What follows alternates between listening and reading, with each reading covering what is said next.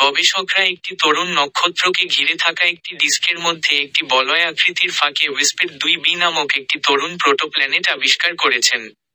যদিও তাত্ত্বিকরা মনে করেন যে গ্রহগুলি সম্ভবত এই ফাঁকগুলিতে বিদ্যমান, এবং সম্ভবত এগুলি তৈরিও করে, এটি প্রথমবারের মতো বাস্তবে পর্যবেক্ষণ করা হয়েছে। মূল টেকঅ্যাওয়ে: গবেষকরা সরাসরি WISPIT-2b নামক একটি নতুন গ্রহ আবিষ্কার করেছেন, মূলত ছবি তোলা হয়েছে, যাকে প্রোটোপ্ল্যানেট হিসেবে চিহ্নিত করা হয়েছে কারণ এটি একটি জ্যোতির্বিদ্যাগত বস্তু যা উপাদান জমা করছে এবং সম্পূর্ণরূপে উপলব্ধিযোগ্য গ্রহে পরিণত হচ্ছে। যাই হোক, এমনকি তার প্রোটো অবস্থায়, WISPIT-2b হল একটি গ্যাস দৈত্য যা বৃহস্পতির চেয়ে প্রায় 5 গুণ বড়। এই বিশাল প্রোটোপ্ল্যানেটটি প্রায় 5 মিলিয়ন বছর বয়সী, অথবা পৃথিবীর চেয়ে প্রায় 1000 গুণ ছোট এবং পৃথিবী থেকে প্রায় 437 আলোকবর্ষ দূরে। একটি বিশাল এবং এখনও বর্ধনশীল শিশু গ্রহ হওয়ায়, WISPIT-2b নিজেই অধ্যয়ন করা আকর্ষণীয়, তবে এই প্রোটোপ্ল্যানেটারি ডিস্ক ফাঁকে এর অবস্থান আরও আকর্ষণীয়। প্রোটোপ্ল্যানেটারি ডিস্কগুলি গ্যাস এবং ধুলো দিয়ে তৈরি যা তরুণ নক্ষত্রগুলিকে ঘিরে থাকে এবং নতুন গ্রহের জন্মস্থান হিসাবে কাজ করে। এই ডিস্কগুলির মধ্যে, ধুলো এবং গ্যাসের ফাঁক বা ক্লিয়ারিং তৈরি হতে পারে, যা খালি বলয়ের মতো দেখা দিতে পারে। বিজ্ঞানীরা দীর্ঘদিন ধরে পরামর্শ দিয়েছেন যে এই ক্রমবর্ধমান গ্রহগুলি সম্ভবত এই ফাঁকগুলির উপাদান পরিষ্কার করার জন্য দায়ী। ধুলোযুক্ত ডিস্ক উপাদানগুলিকে বাইরের দিকে ঠেলে এবং ছড়িয়ে দেয় এবং প্রথমে বলয়ের ফাঁকগুলিকে স্বাগত জানায়। আমাদের নিজস্ব সৌরজগৎ একসময় কেবল একটি প্রোটোপ্ল্যানেটারি ডিস্ক ছিল, এবং এটা সম্ভব যে বৃহস্পতি এবং শনি গ্রহগুলি বহু বছর আগে সেই ডিস্কের বলয়ের ফাঁকগুলি এভাবে পরিষ্কার করেছিল।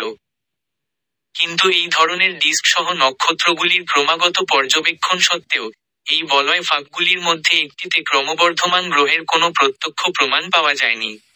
অর্থাৎ, এখন পর্যন্ত, এই গবেষণাপত্রে প্রকাশিত হিসাবে, WISPIT-2b সরাসরি তার নক্ষত্র, WISPIT-2 এর চারপাশের বলয় ফাঁকগুলির মধ্যে একটিতে পর্যবেক্ষণ করা হয়েছিল।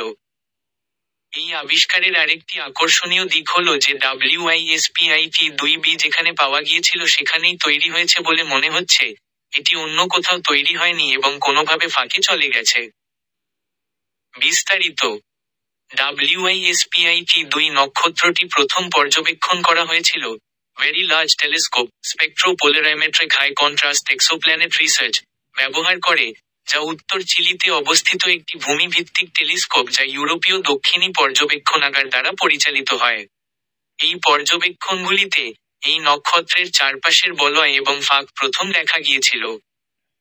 সিস্টেমের এই পর্যবেক্ষণের পর, গবেষকরা WISPIT-2 দেখেন এবং চিলির লাস ক্যাম্পানাস অবজারভেটরিতে ম্যাগেলান-2 ক্লে টেলিস্কোপে অ্যারিজোনা বিশ্ববিদ্যালয়ের MAG-EOX extreme adaptive optic system, একটি উচ্চ বৈসাদৃশ্য এক্সোপ্ল্যানেট ইমেজার ব্যবহার করে প্রথমবারের মতো WISPIT-2b গ্রহটি দেখতে পান।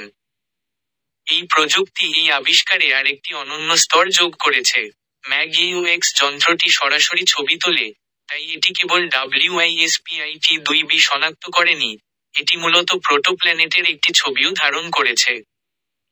দলটি এই প্রযুক্তি ব্যবহার করে WISPIT-2 সিস্টেমকে H-আলফা, বা হাইড্রোজেন আলফা, আলোতে অধ্যয়ন করেছে। এটি এক ধরনের দৃশ্যমান আলো যা প্রোটোপ্ল্যানেটারি ডিস্ক থেকে হাইড্রোজেন গ্যাস তরুণ, ক্রমবর্ধমান গ্রহের উপর পড়লে নির্গত হয়। এটি গ্রহের চারপাশে প্রদক্ষিণকারী অতি উত্তপ্ত প্লাজমার একটি বলয়ের মতো দেখতে পারে। এই প্লাজমাটি H-আলফা আলো নির্গত করে যা MAG-EOX বিশেষভাবে শনাক্ত করার জন্য ডিজাইন করা হয়েছে, যদিও এটি কাছের উজ্জ্বল নক্ষত্রের তুলনায় খুব ক্ষীণ সংকেত। H-আলফা আলোতে সিস্টেমটি দেখার সময়, দলটি উইসপের 2 এর চারপাশে ডিস্কের অন্ধকার বলয়ের ফাঁকগুলির একটিতে একটি স্পষ্ট বিন্দু দেখতে পেল। এই বিন্দুটি WISPIT-2b গ্রহটি। MAG-EOX ব্যবহার করে প্রোটোপ্ল্যানেটের H-আলফা নির্গমন পর্যবেক্ষণ করার পাশাপাশি, দলটি অ্যারিজোনা বিশ্ববিদ্যালয়ের লার্জ বাইনোকুলার টেলিস্কোপে the large binocular telescope interferometer যন্ত্রের অংশ হিসাবে LMIR ক্যাম ডিটেক্টর ব্যবহার করে ইনফ্রারেড আলোর অন্যান্য তরঙ্গদৈর্ঘ্যের প্রোটোপ্ল্যানেটও অধ্যয়ন করেছে। মজার তথ্য: WISPIT-2b আবিষ্কার করার পাশাপাশি, এই দলটি ওয়েস্পের 2 নক্ষত্রের আরও কাছাকাছি অবস্থিত অন্য একটি অন্ধকার বলয়ের ফাঁকে দ্বিতীয় একটি বিন্দু দেখতে পেয়েছে। এই দ্বিতীয় বিন্দুটিকে আর একটি প্রার্থী গ্রহ হিসেবে চিহ্নিত করা হয়েছে যা সম্ভবত সিস্টেমের ভবিষ্যতের গবেষণায় তদন্ত করা হবে।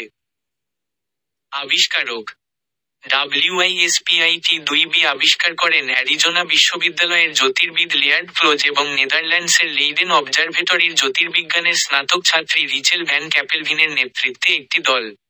ভ্যান ক্যাপেলভিনের নেতৃত্বে ভিএলটি ব্যবহার করে WISPIT-2 ডিস্ক এবং রিং সিস্টেমের সাম্প্রতিক আবিষ্কারের পরে এটি আবিষ্কার করা হয়েছিল।